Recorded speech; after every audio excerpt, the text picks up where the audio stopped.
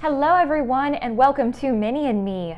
This is Garden City Art's online program made for kiddos and any adults who think the painting's cute. My name is Miss Katie and I am going to be walking you through this cute little painting of a very hungry hamster with his cookie, step by step until we are completely finished. Now, if you bought a painting kit from Garden City Arts, and these painting kits are available the entire month of February in 2021, then you can lay out your paint on your foam plate or palette in the order that you see them. Now, if you didn't buy a kit, no worries, you can still do this. Make sure you have these colors mixed and ready to go.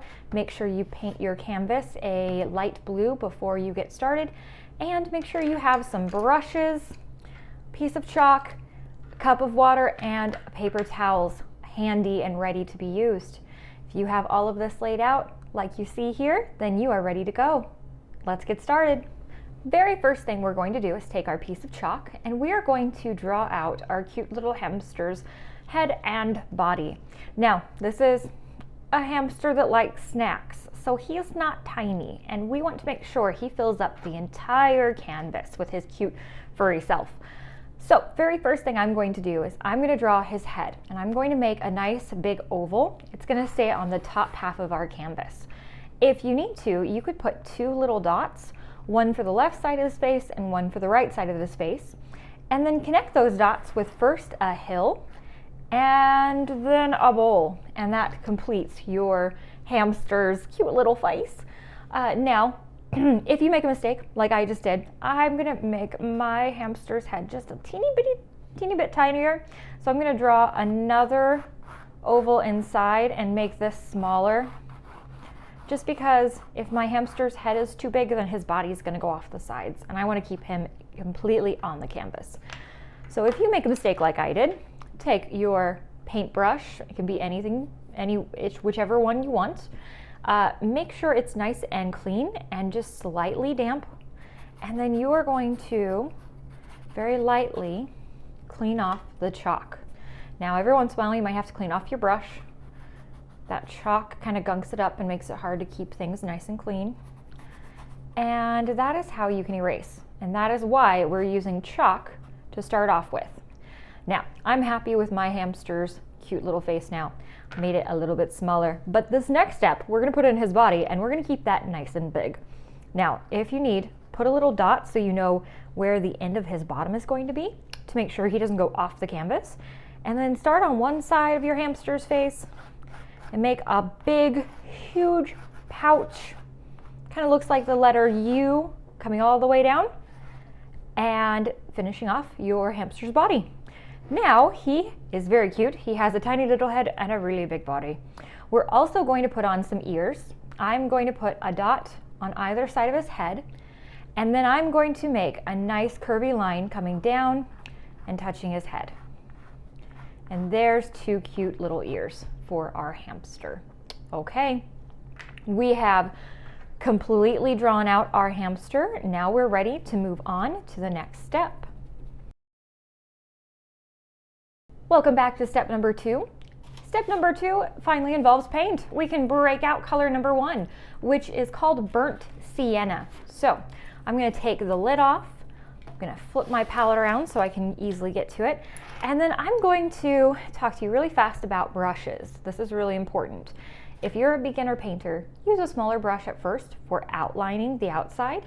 If you're an advanced painter, you could probably get away with a big brush. Personally, I find it easier to do outlining with smaller brushes, so that's the one I'm going to go for, the small shader brush. You could also use a round brush if you would prefer that, or if that's the one you have, no worries. Really, you can use just about anything to get it to work and make it work. Okay, I'm going to take my shader brush and I'm going to talk to you about using the top of your brush and the side of your brush.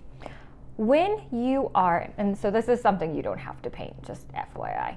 This is just a demo. So when you are using the top edge of your brush, it makes a very nice clean line. When you're using the side of your brush, it fills in a lot more space, doesn't it? It makes a bigger line, and you can use that to fill in, okay? So top of my brush makes a nice line. Do you see how I'm only using the top, the very, very top of it, not the edge? And then filling in or making a thicker line, I use the side of my brush, okay? Top, outline, side, fill in, and wider. You have to have a lot of paint on your brush, FYI, I didn't. Now, I'm gonna take a little bit of paint, and let's just draw your attention to here. I'm gonna take a little bit of paint and a little bit of water, just dipping my paintbrush in the water, and mix that water into my paint. What happens when I do this is that I make the paint more liquidy or fluid, and it's easier to work with. It will make it not as scratchy. Do you see how it looks kind of scratchy right here? It's picking up the texture of the canvas, and it'll make it easier to move on your canvas. Okay, now one bad thing is that if you mix too much water in, let me show you, it makes your paint really transparent. Do you see how you can see through it? You can see the blue showing through.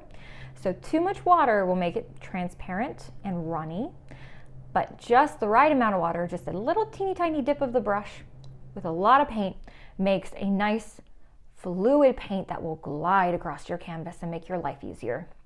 So before I start filling in, I have to take my paint that I have some liquid, had some water mixed into it so it's more fluid, and I'm going to use the top edge to outline everything. This helps me because it gives me a guide of where to go and where not to go. So everything inside these lines is going to be painted in solid. Everything outside the lines is going to stay blue, and we're going to leave it alone. Okay, so you outline, and then I bet you've already guessed what you do. You use the side of your brush to fill in. Now, when you're using these little tiny spaces, filling in these tiny little spaces, you use a tiny brush. But if you're filling in all of this area, you can turn to your big brush and make it go a little bit faster. I'm going to speed up the video, paint my hamster in solid. You need to do the same thing, and then we'll move on to the next step.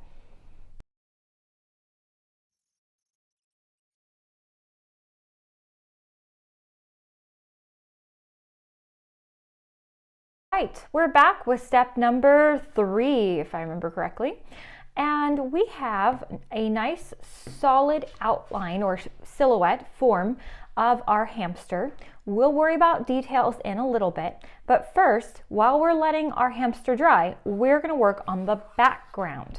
So you can pick up your chalk once again, and you can kind of plan out what you are going to do for the background. In the original painting, I did swirls, so that's what I'm going to do again. And I also did some dots, just kind of randomly. Swirls. Some of them can go behind my hamster. Some of them can be really tiny. Some of them can go off the canvas.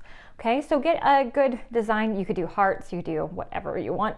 And then you're going to grab your round brush, dip it in paint water, and move on to color number 2. Now, really fast, something that I didn't mention in the last step. If you haven't, make sure you clean out your brush when we were painting in our hamster from the last step. Make sure you swirl your brush in the water, tap it on the rim of the can, and then pat it dry. Swirl tapping and drying makes happy, clean brushes that will work better for you later on. Now I'm going to grab just a little bit of paint. And remember how I dipped my paintbrush in water and mixed a little bit of water in there? Do the same thing. And then you're going to use the top edge of your brush to make a very nice, clean line. Okay, and see how I'm using the top of my brush and swirling about, following my chalk lines. Now, remember, a little bit of water helps make clean lines that aren't scratchy. And the other thing that helps is how much pressure you put on your brush. If you press hard, do you see how it bends the whole brush and it makes a really big line or blob? That's not usually what you want to do. Instead, you press light as a feather and it'll make a nice clean line. And the reason we're using a round brush for this step is because round brushes are the best tool to make curvy lines with. Okay, so I'm just going to make all of my background lines. I'm going to speed up the video and let you do the same, and then we'll move on in just a moment.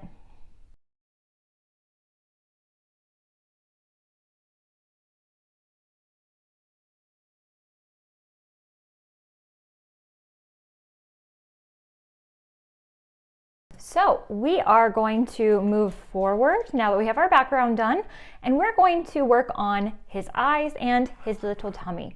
We'll worry about details and making him fluffy in just a moment, and we'll practice that when we get to his belly. But for now, let's focus on those eyes. Your canvas, well, where your hamster is, should be dry.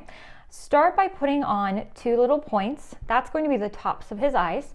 Then you can make a teardrop shape by making a loop coming down and then going back up, just like that. We're going to use color number 3, which is black, and you can use your round brush or your shader brush, whichever you prefer. And we're going to fill it in solid. So remember, outline first, give yourself a guide, and then fill it in. So let's go ahead and do those eyes really fast. Fill it in solid black. While I'm doing this, I'm going to talk to you a little bit about your actual hamster body. You might notice that there's a few areas where blue might be showing through your brown. Maybe you didn't get a thick enough area or coating of paint. Don't worry about that. We're going to cover it up with a whole bunch of details in this next few steps. So don't worry too much about it. Don't stress about it. Okay, we have painted in our hamster's eyes. Now we're going to focus on his belly. Now this is where we're going to start practicing on the little brush stroke that we're going to be using. It's a whole bunch of this, flicking your brush to create a fluffy, furry little hamster. We're going to use color number 2, which was white. We're going to go back 1 step, and we're going to start right at the base of our hamster's bottom. This can be clean and smooth, and you're going to draw a line for how wide your belly is going to be. You want to leave a little bit of area on either side of just plain brown. This is just for his white. Bless me, I'm so sorry to sneeze into your ear. Okay, we're making a little line at the bottom right here, and that is going to be the base for our belly. We don't want it to go all the way to the sides because we want to leave some empty areas of brown on either side for his belly. We're also going to come up to about where the chin is. So right about there is where our hamster's head goes from body, our hamster goes from body and tummy to head. Now that we have our base kind of laid out, we're going to do a whole bunch of this. Do you see how I am putting on little flicking areas, flicks of paint? That makes a furry texture on our canvas and makes our hamster look nice and fluffy. Now we're just doing his body for now. Remember, mix some water into your paint if it's getting scratchy. We're just doing his tummy for now. We're practicing our fluff technique, our hair technique, and then we'll worry about everything else in a little bit. We're going to go all the way up to that line.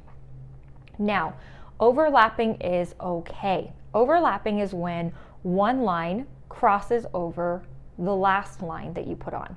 So do you see how I'm going in a row? I'm going from like left to right all the way across, and then I go to the up above and continue doing that left to right all the way across. That makes for a really nice fluffy texture on our bellies. I'm also kind of pointing my lines out and away from his belly, from the inside of his belly. That helps make him look a little bit fluffier too, especially on those edges.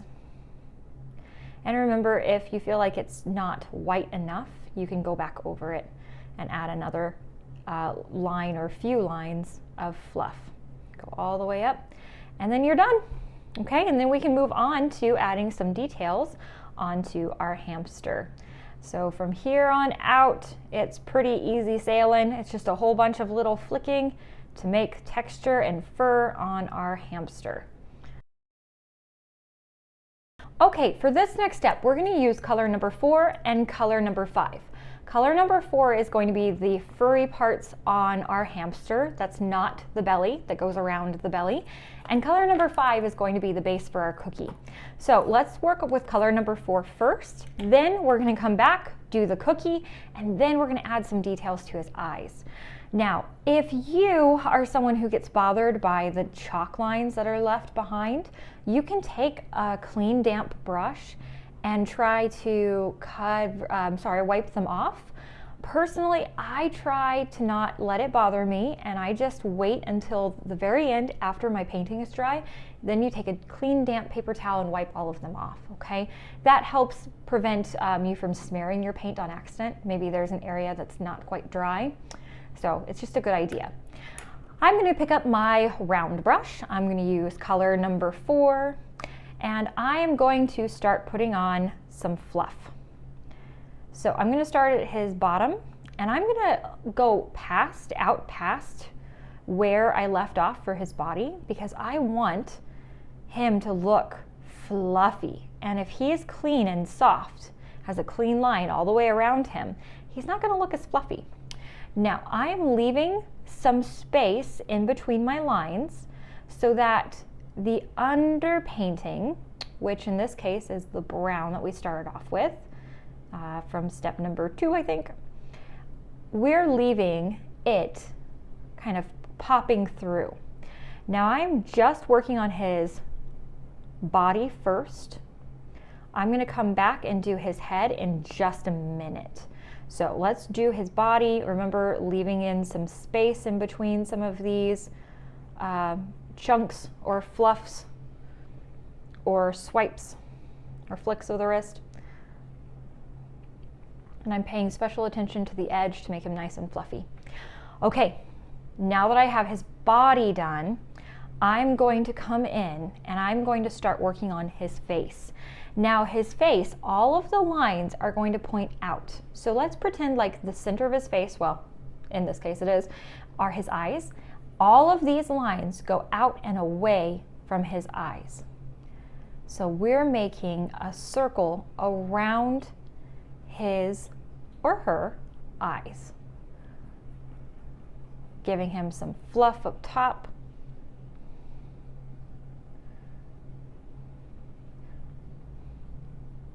Also, if you go over an area too much, you can always come back and put in some of color number 1.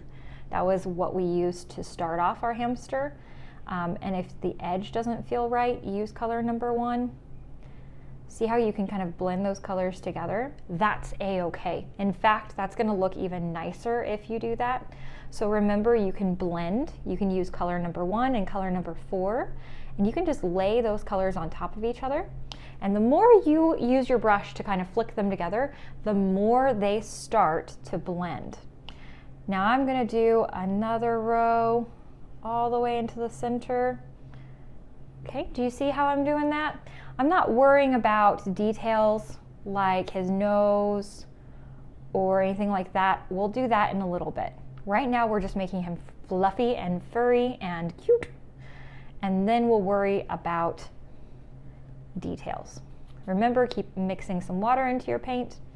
And when you have everything done, when you have a furry little hamster friend that you're happy with, you're ready to swirl, tap, and dry your brush.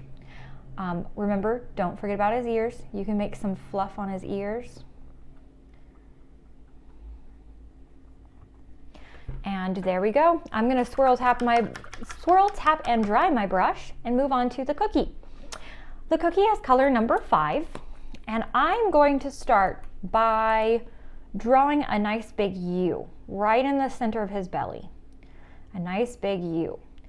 Now, after I have that U, I'm going to make a crunchy or jagged edge to connect the 2 sides of the cookie.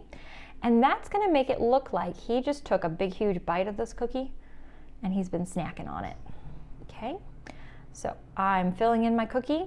Now I have a furry hamster and a cookie. It's going to look a little weird, but don't worry. We'll do some stuff to make his eyes look better and to make his nose and his cute little ears. And of course, his hands and legs. So we'll move on in just a moment. Fluff up your hamster and then clean out your brush and you'll be ready to move on. There's a lot to do in this next step. We're going to move on to color number 6, and this is when we put in all of the details for our hamster and make him look more like a hamster, and also make that cookie look more like a cookie. So we're going to continue using our round brush, and we're going to start at the top and work our way down, okay?